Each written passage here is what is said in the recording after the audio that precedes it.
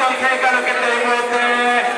নীলকণ্ঠ happy boys দলটি যথারীতি জোনাসের গায়ে লেগে বল যথারীতি নেটে চলল বল জড়িয়ে গেল কিন্তু এই মুহূর্তে যা গোল হয়ে গেল এই মুহূর্তে কিন্তু জোনাসের গায়ে লেগে বল 1-0 বদলে এগিয়ে গেল কিন্তু এসকে দল খেলায় ফিরবে আশা করি নীলকণ্ঠ হ্যাপি বয়েজ দলটি এই মুহূর্তে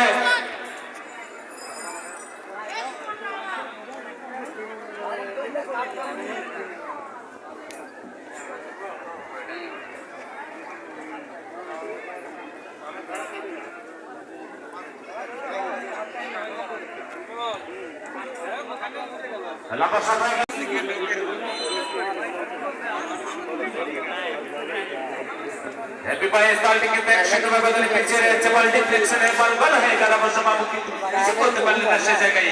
যা হোক খেলায় ফিরতে হলে বলকে কথা শোনাতে হবে বলের সাথে কথা বলতে হবে সেই জায়গা থেকে কিন্তু জোনাস মানে যে থেকে আবার সজীব থেকে প্রান্ত শেষ করে দিয়েছেন আমাদের উদ্দেশ্য আমল পক্ষ থেকে বাড়িয়ে দিয়েছেন এখানে ছোট্ট করে বাড়িয়ে দিয়েছেন আমাদের উদ্দেশ্য আমল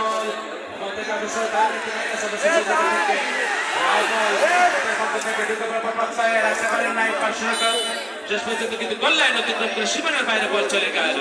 কারণ একটি আক্রমণ চালিয়েছিলেন অবশ্য সে জায়গা থেকে নীলকণ্ঠ হ্যাপি বয়েজ এফসি দলটি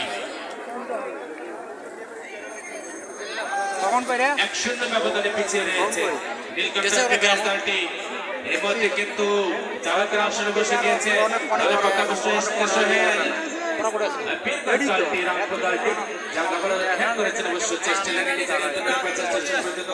সবাই গেল তো রঞ্জন